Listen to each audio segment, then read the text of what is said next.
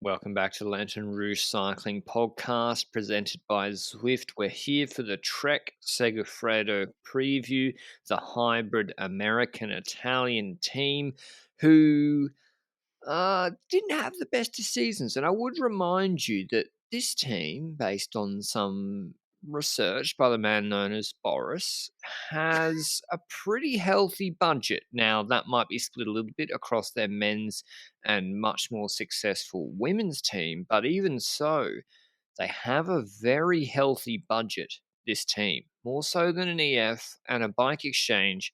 And so that's through the lens through which we will assess them.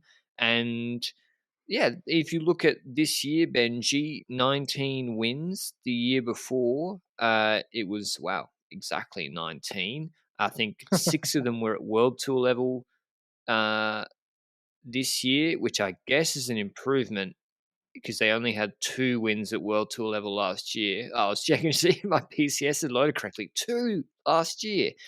And Fucked. I think, sorry, they did win a stage in all 3 Grand Tours. 3 of those 5 were at the Vuelta. Pedersen saved the Tour in stage 13, and Pedersen really saved this team's entire season. But I don't think it's good enough, these results, Benji. There is just too many riders that don't contribute to wins, which I think is a function of the type of riders they sign. I agree with that. And also, next to that, it's also because they had riders that did well in the past that are now on a long term contract, like Mollema being signed until 2026. Can we talk about that for a second? Bauke Mollema being signed until 2026. How old will it be? 75 by then? No, 39. It's like Basically you're the looking same. at UAE, Ayuso 2028, Jumbo Visma, Nordheim and Stalin and Mixit 2027. Quick Step, Remco Evenepoel 2026, 2027. Trek-Segafredo. Bauke Mollema though. Into 26. Like, what the fuck? Like, listen, I think Bauke Mollema is still a good rider. He is. 2-year contract. Yeah. He is still a really good rider. I'm not denying it. Is he going to be a good rider in 4 years? No one knows. It's unlikely he's as good unless he's Ballot 2.0, 3.0. And most importantly, that's irrelevant to the discussion. What leverage does he have? Who else is going to give him a 5-year contract, 4-year contract? Now, maybe in their defense, for long-term job security, he took a much lower base salary. Maybe. Probably. You'd hope. Has to be. But Exactly. even so, it's like their signings, frankly, the signings of this team are not good. Like their scouting, their signings are very, very poor. And also almost more importantly, the internal assessment of the talent they do have is also very poor in that. And what do I mean by that? Years previously where they would rotate who got to sprint for the win when clearly Pedersen was the fastest. Yeah. That still happened in a similar way this year in Gent-Wevelgem, where they had Pedersen in the group and they let Sturven go up the road, who contributed to a move with Biniam, fast as fuck, Laporte, fast as fuck, Dries van Hestel, pretty good rider too. And after the race, Sturven said he was just hoping he'd get third. Like, what? That's idiotic. Sturven sprint's not good. And yet, Pedersen in the group behind with a lead up from Sturven, he's got a real chance to win that race. So things like that are very Dumb. and camp and some riders not getting opportunities. But yeah, it's just we've got to give our hats off to Pedersen, Benji, because without him, this would be a really, really tough season. Yep, I think so as well. Mats Pedersen has definitely stepped up significantly. Obviously, he won that World Championships. People are now talking about Evenepoel having like a short World Championships because the World is now before the Tour, but Pedersen barely was able to wear it because of the COVID season. So I think he's in the deeper trouble there when it comes to his rainbow jersey back in the day. But he stepped up, I dare to say, because we said it earlier. Last year's season was not great when it comes to World Tour wins. They stepped that up, winning more World Tour races. And it's really those Tour de France and Vuelta wins that make the season sound good afterwards, as in having won 3 Vuelta stage, winning a points jersey, afterwards you're like, oh my god, Pedersen was amazing this year. While if you go back towards the start of the season, the Cobble Classics, his main focus of the season, was disappointing. And not only for Pedersen alone, Trek-Segafredo in general was disappointing in every single classic, right? We know that Stuyven was good at the cobble race at the Tour de France. Okay, he was strong there, but didn't end up winning the stage. When it comes to one-day races, they were barely competitive for top fives. They Didn't got even have a cooked. top five. Quentin Wevelgem was the big chance for That's not a Pedersen. monument. No, but in terms of the Cobble Classics, and yeah, they kind of sold Pedersen in that one. And yeah, the thing is, with these Cobble Classics turning into like punchy affairs like RVV, it's tough for Pedersen against like the explosivity of the Vanderpools and the Pogacars. Roubaix, I can't remember what happened with him. To be He honest, but yeah, crashed they got early on before the first okay. sector or second sector. So I can't really blame him there, I guess. Because Sturven's on good money. Pedersen's on good money. There's a lot of money in the classic squad. It's the probably the strongest part theoretically of their team, and they got cooked in the classics. I would like to give a big shout out to Alex Kirsch. I think he was excellent this season, and he was often put in a very difficult position, having to in those classics. From what I can remember, having to chase having to chase Jumbo and people raining Yeah, attacks, it fell on him to chase a lot of the time. And listen, I'm not surprised. Like when you sign last year, Tony Gallopin, Dario Cataldo, Jon Aberasturi, Antoine Tolhoek, Otto Vergara, Mark terrible Bristenga, signings. are they going to move the needle? And I remember doing this episode last year, and I said, I really like some, and the rest are just absolutely mind boggling. They're the riders you'd expect to be signed at a Pro Conti team.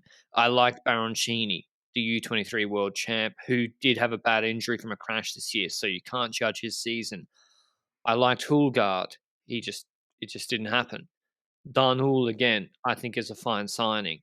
Um, Strong as but well yeah, this year, I think. I yeah, think I remember I don't know, I think it was Don Holle, which in like one of the Algarve sprints where Jacobsen and Remco had that great lead out and Don Holle like came out of nowhere and like sniped past people or yeah. something. That was pretty awesome to see. He has a big engine and so forth. He was We're in good the for Dutch team prologues. at Euros, right? Yes, correct. I think he's a good Um, rider. I agree, and he's definitely going to grow into a better rider in the future as well.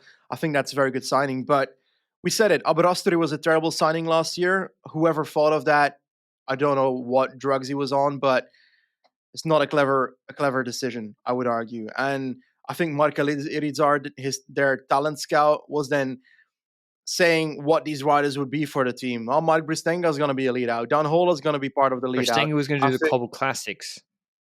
yeah, I think for half the riders that they signed, I swear that I read lead out in that sentence for every single one for one of the half of those riders. And if that's the case, then I didn't see those riders being the the lead outs here in this team, and half of them are irrelevant for this team. Like pro team signings, you're right. So in the end, it turned out to be the case. It turned out that an Aberasturi only delivered in like pro team races, and even that was questionable in my opinion. But it really hurts for me to see their monuments, as in I see Trek as a team that, with the strength they have, they should be able to fight for a podium at a monument. Seeing them get fifth at Amstel, that's not a monument. Fourth at San Sebastian, decent result. Third at Britannia Classic. Alexander Kamp was one of their stronger riders this year when it comes to one-day races. He was so Sixth in good. Milano San Remo with Pedersen, which it's a difficult situation for Pedersen. If Pedersen and Yeah, Stuyven both get over the Poggio with the front group, then he can be competitive. Otherwise, he's doing everything himself together with the other Wout van Aerts and Van der Poels in this world on the flat part to try and catch a Mohoric that's up the road. He's fucked. Like, let's be honest about it. And then 7 at Lombardia, Mollema, I can't really blame him too much. I think I didn't consider Mollema competitive to win Lombardia anymore. And getting seventh at Roubaix with Stuyven. Can we blame them if Pedersen crashed early on? I think, Mate, no. And Sturven was pretty solid in Roubaix. It's just broadly it's not like it's not like Jumbo, right?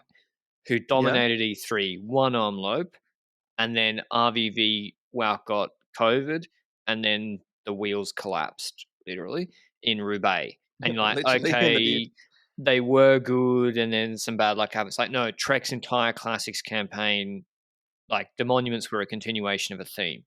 And I just realized you spoke about leadouts, Benji. Their best leadouts Edward Turns, in my opinion, for Pedersen. Hmm. He didn't get paired with Pedersen in the Tour or the Vuelta. Yep. Like, this guy came sixth in Eschborn Frankfurt, fifth in Shell de Praise, which was quite selective, the race Christoph won. He's still a good rider. Second in Paris Tour. Euro Like, champs lead out, right? yes, he was for Merlier. Like, I think he's a really good rider, and he seems to have fallen out of favor. Like, Alex Kirsch, I've already given him a big rap, but he was up against it in the Vuelta. He was having to do third last, second last, and last man all in one. And because it's the Vuelta, it worked out okay. But they needed Edward Turns at the Vuelta. I don't know what's happening. So I wouldn't be surprised if he leaves. Now, maybe he wants to go for his own results.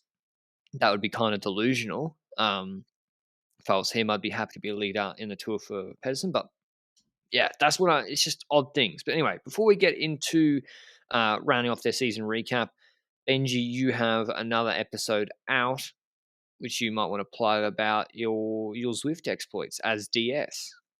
Yeah, last Sunday I uploaded the new episode of our Zwift series on my channel, the Benji Naesen channel, where I basically became the sports director of 6 amateur riders in a esports Zwift team, and I have to prepare the races. I have to make sure that they ride at the certain watts on those climbs to try and survive there, to try and shout at them during the race to like kind of get up the hill together with the rest. And it's been a massive thing so far. I enjoyed it so much, and luckily the people that are watching are enjoying it as well. It's a good journey so far. The third episode's out, and we do our hardest race so far. Like, it started off with being a race where we're like, oh, everybody should be able to survive this first hill.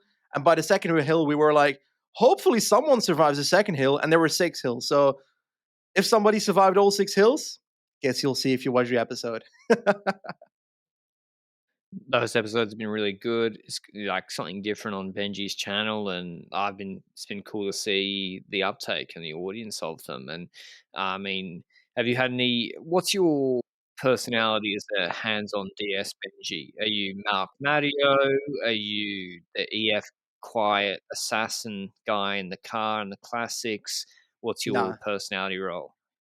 I feel like I keep on shouting, come on, come on, come on, come on, come on. And I think So it's you're Mark helping Mario. because I am, but like the English version of it. I notice when a rider, like, there's like a steep hill, a rider is riding 8 watts per kilo to follow the riders, and he suddenly rides 4 watts per kilo on screen. I'm like, he's giving up. I gotta shout him back.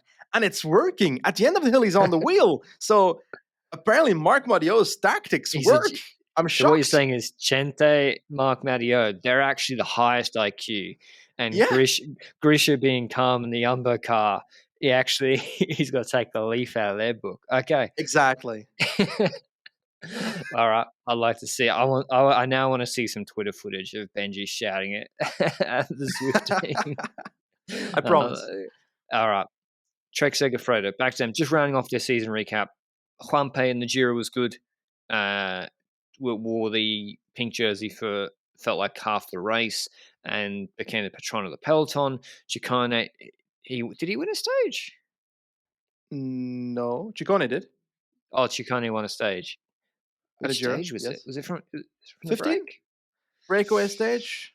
A really boring one. Oh The yeah, one it was. where Oh yeah. I know the one. Yeah, it was like the false flat. It like became a false flat at the end to Konya. It nearly was with fell asleep. Carthy. Yeah, that one Yeah. was tough. But that was good. Still, yeah, 19 total wins. What's his name? Skilmoza won Luxembourg GC. He was good in Provence at the start of the year. He's quite a good rider, young, Danish, improving. But onto the transfers, Benji.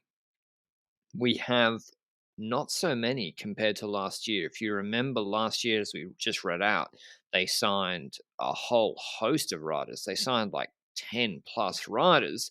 So far, it's only 3 riders they've signed. Outgoing is Brambilla and Moschetti to the Q3 6.5 team, which, yeah, no great loss, I don't That's think. Quebecer, right? For the people that don't know. Yeah, it's the Quebecer regen. Yep. Uh, Jakob Egholm, who I think was signed because he was friends with Pedersen, or if I'm not mistaken, has gone back to Conti level, I think, in Denmark. And Camp and no, Pello's out. He's left. And Camp, there's no news. Do you know what's happening with either of them? I'm hearing rumors that both of them are going to tutor. I think some news websites confirmed both of it, but there's no official news from the teams yet, and that's why it's not confirmed on like the stats websites yet. But I'd say they're very likely heading to Tutor Pro Cycling, which is the team that Ken Shalara made 2 years ago. I think it was Swiss Racing Academy back in the day, then formed into Tutor Pro Cycling last year, and now he's trying to get it to a pro team status, which it will be. And I'm liking the transfers because I'm playing with the same team on Pro Cycling Manager, so it's intriguing to see how terrible my transfers are compared to theirs. And yeah, I'm Camp is the one, like this is the How can they let him go? No offense to Tudor, it sounds like they're moving in the right direction, but how the fuck can they let him go to Tudor? I don't get it either because like come getting those results we mentioned earlier, Amstel getting a top 5, and then Britannia Classic getting a podium. That proves that it's not a one-time thing. If it was only Amstel, you could be like on the edge of like, okay, maybe he's not really able to replicate that multiple times in a season and in the future and so forth. But he's done it now twice in a season, which means that it's doable to do it again in the future. So I don't get why Alexander Kamp is leaving. I think it might have been his own decision and not necessarily Trek's. But Trek has the money to counter Tudor Pro Cycling, I Yeah, think. and the race program.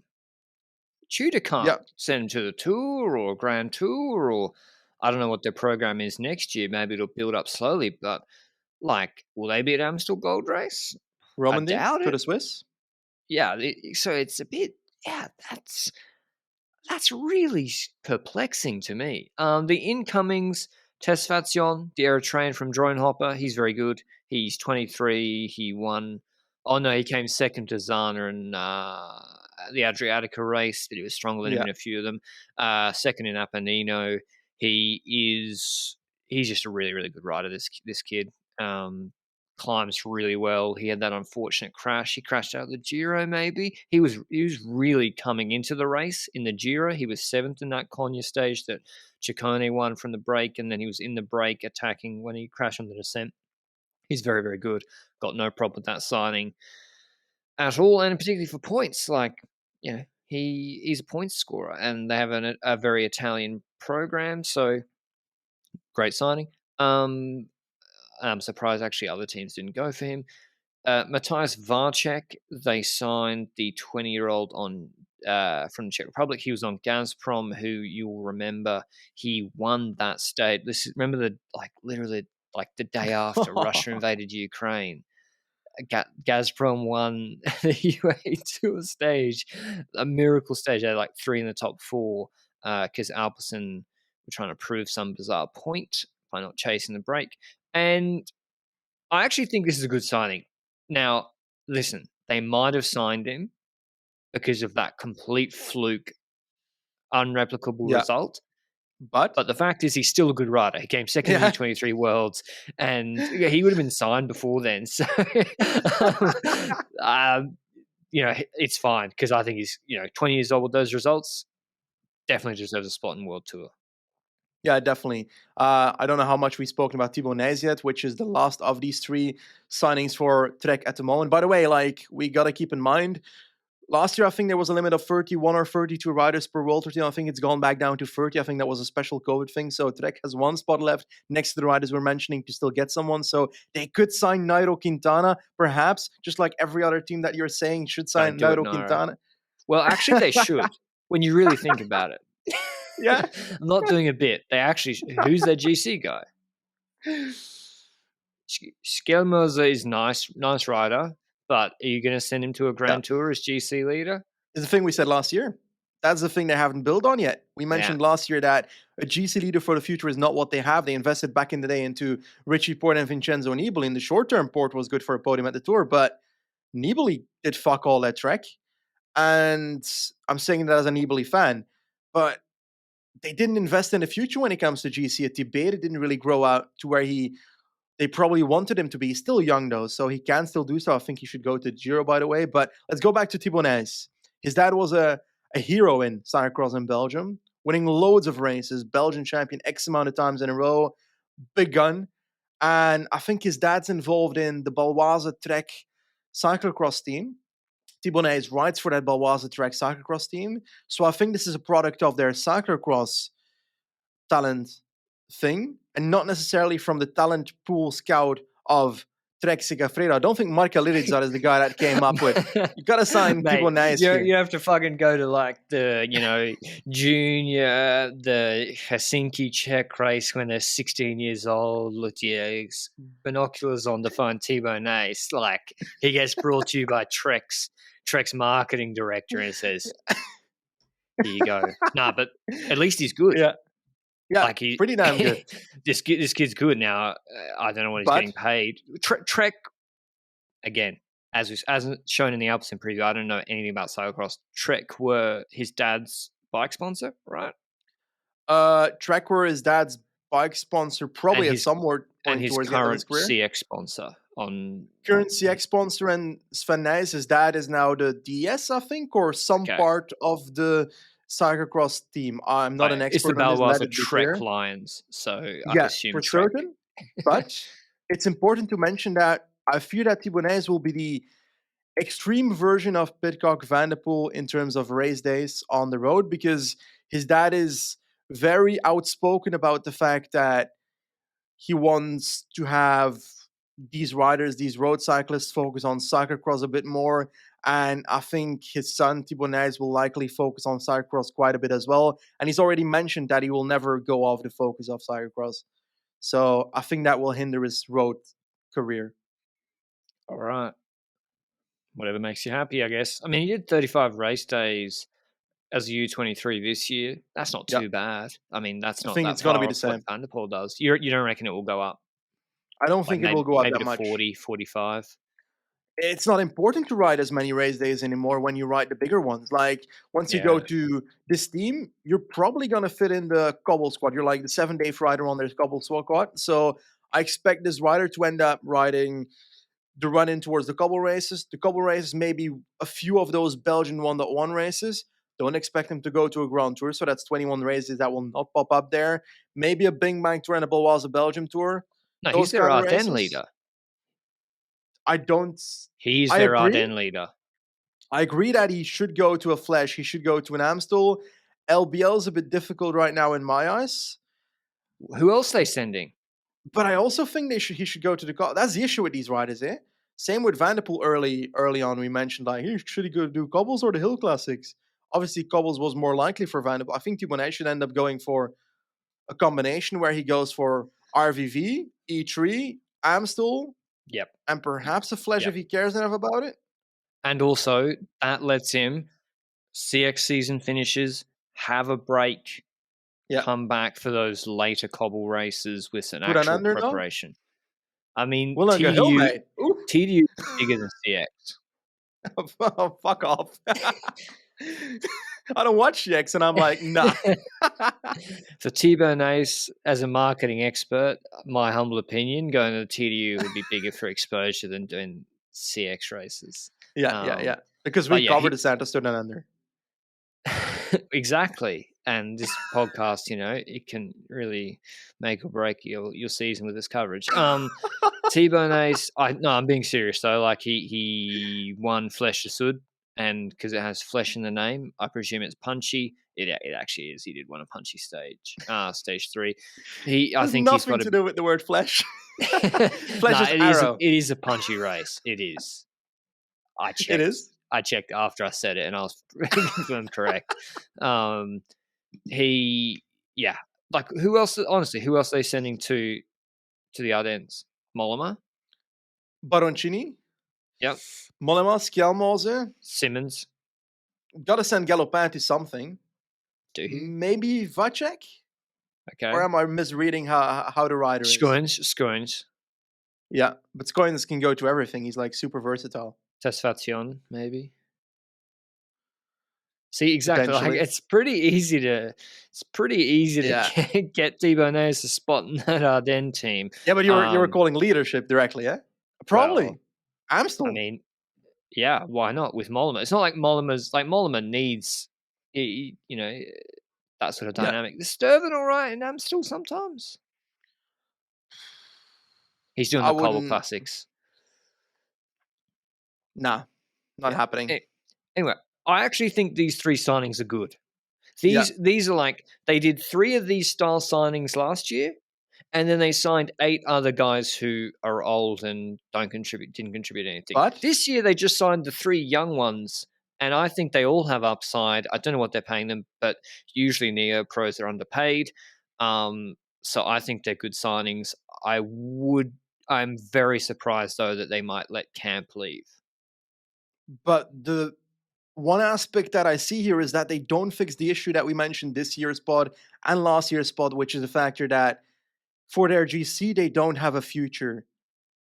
Are there riders available in that sense where they could have invested in and gotten a GC leader that might pop up in the next few years? Or is it really the factor that so many of these top teams are getting all the GC leaders in their group that Trek's kind of falling off the wagon because they just don't have the budget for it? Because, like, if we talk about budget, we're talking about 40 million UAE and so forth, probably that area. Like, Jumbo's probably nearing that as well. Ineos is roughly that as well. Like, that's a lot of money. And I think Trek's still half of that. I don't know. I think Trek is close to Jumbo, like not that far off. Jumbo will be more. It will be, but I think, and I think Trek is more than Quickstep, or at least equal to Where the Quickstep. fuck is the money going then? I don't know. Like, El Patron Juanpe arrived after the Giro and said, 5 million, please. it's because, right, you sign a Neo Pro, you pay them 70. You sign Gallipan, you probably have to pay him like 150, 200. God forbid it's more. Like, I fear it's more. no. I fear it's more. I fear it's Well, like 250, 300. well, exactly. Well, there's your answer. They have, 20 of those guys who don't really like Gianluca Brambilla might have been on like 400K and he doesn't really move the needle. Ciccone might be on 1.5, 1.3. Like, so yeah. And then the big miss is they signed all these guys, filled up all the roster spots. The best Italian U23. Bear in mind, I'm not being mean, but Italy is not stockpiled with young talent at the moment. The clear best Italian U23, in my opinion, became available from Gazprom and they didn't sign Yeah. him. And they're the de facto Italian team. Let's say they're half Italian, UAE's half Italian, we've got one whole Italian team. They're half of one. They didn't sign Piccolo. Yeah. How? Like, how did EF get Piccolo and not Trek? I don't get it. I really don't. I don't get it. Like, if you're Segafredo, you're like, we're taking the coffee beans back. You can't have. No, actually, they machine or they produce beans. Don't know. Anyway, been a bit mean to Trek, but frankly, yeah, I'm not sure the direction of this team. Do you think they should sign Quintana? I think they need a GC rider now, and Quintana on a 1-year deal might be the solution for a year, but they need to find something for next year then. And let us think about it for a second. Let us Is go ahead and take a Scalmoza? look He's at not going to be the guy. he hasn't proven it yet, and I don't see it yet to be that top tier GC rider. I'm currently still waiting for him to compete for a World Tour 1-week race in that Yeah, sense. That's what I'm looking at first. And when and we look at Ciccone never. 2023, that's true. I agree. Ciccone is Yeah, not building up to that. Ciccone is overrated as like a GC rider. yeah. But who's coming available? Like Geraint Thomas land after 2023, Miguel Angel Lopez again. Like, they should probably C-Rod, sign Lopez. Miguel Angel Lopez. Yeah. I mean, they're not really signing Martinez? young. Yeah. But the problem is they don't really sign young GC riders who develop, apart from Skellmoser, but they sign a lot of punchy guys. Baroncini, Nace, Tesfacion. They're punchy sort of guys. And I mean, Nace might be the exception, but yeah, they kind of have a lot of guys who are quite strong on the clock, decent over a hill, don't really have a sprint, aren't a GC rider, and at the end of the day, it's tough to win races with those riders. So yeah, I don't really like. Is this apart from the money? Is it an attractive place for riders to go as well? Um, like if you're a prospective young GC rider, would you trust Trek to develop you, or Bora, or Jumbo, or Quickstep, or Ineos? That's what they're fighting against as well. They did get Tour de France podium, though, the last GC rider they had. And he was flying. So I actually think Daniel Felipe Martinez might be a good signing for them True. next year. Listen, I think get rid of. They surely have a lot of people coming off the books. Let me look. Okay, so they have like 15 guys out of contract at the end of next year, and I'll just whip through them. So you got to let go. Galopan, Yeah. Tolhook, Aberasturi, Lapins, Vergada, Brustenga, out. Mosca's okay. Bernard's quite good. Kirsch is good. Elisonder's okay, but might need to take a pay cut. Turns, not sure. Simmons. I know it's like Simmons is a super talent, Benji. Simmons was pivotal in that Mads Pedersen stage win. Yeah. He was. He said to him, "Get on my wheel. We're getting in this damn By the breakaway." way, how do we not mention him for the Hill Classics? Oh, I said for Amstel, but, Oh, okay. but this is my question with Simmons. They have signed some super talents. He's out of contract too at the end of this year. 21 years old, turning 22 in May. Incredibly strong. He didn't win a race this year. He was 7th in Strada. Mate, he's going for KOM jerseys at Tirreno. Like, if Yeah, that's I his know. What the aim, fuck is going on? he's better than that. He should be hunting like that Tour de Wallonie where he was winning stuff or getting close to winning He stuff won. He last won year. last year. Last year, yeah, he won GC in the Well, stage. I think he should have been stepping up from that this year. Like 6th in Britannia he, Classic in 2020. he should do better at this point. Like Amstel, but also when it comes to the Cobble Classics, I expect him to be better at this point. But whose He fault just is that? attacks at the. Yeah, this is the question: is his level bad, or are they not coaching him enough, or is he uncoachable? I don't know. Good question. Because this guy dropped Alaphilippe. Okay, not in his best form. He dropped everyone in the break on Carpegna in Queen Yeah. Stage of Tirreno. Dropped them, and he was really, really good in the Tour de France. He just races really, really stupid a lot of the time. Yeah.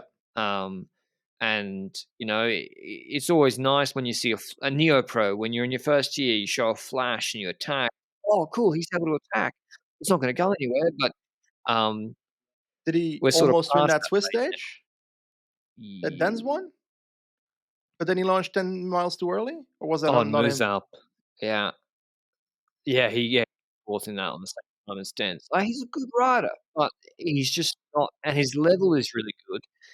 Um, but they really need to work with him on, first of all, targeting realistic and appropriate goals in the right races, doing the right race program, and then Mhm. race strategy in those races as well. But listen, he's only 21. It's not like this is the last chance. And if I was, maybe it doesn't fit um, with EF's culture, but there's going to be teams after his signature, surely after this year as well. Yeah. So he's a big one. But again, he's not a GC guy. He's kind of just like a very strong rider, 1 day rider.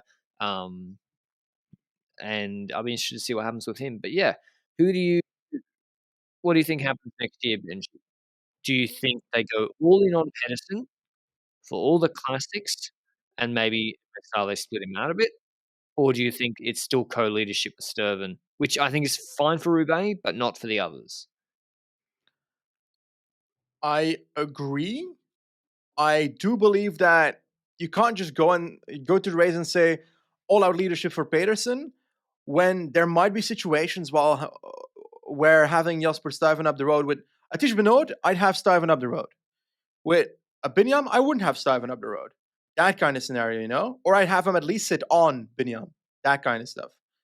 It's still useful to have Stuyven in the race in a role where he's not necessarily completely battered from a potential leadership role. If he's in a position that could actually win the race, then you're like suddenly leader. But I think going into the race, Pedersen is definitely higher up. I think they should go into races thinking, how can we get Mess Pedersen to win this race? How can we make sure the race is closed off a bit, that it could go towards a sprint situation, or in Roubaix where we can try and smash it and have Pedersen go up the road in a situation where he's not necessarily going to be rolled attacks upon, because that's going to happen in most of the races.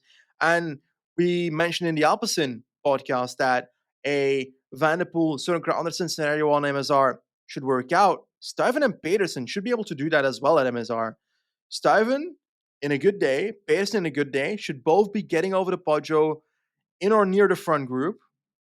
And if that happens, I think you pull the card Pedersen, and Stuyven needs to do everything to get Pedersen to the line. Because on paper, Pedersen beats Wout van Aert. Yeah, On paper. and Van der Poel.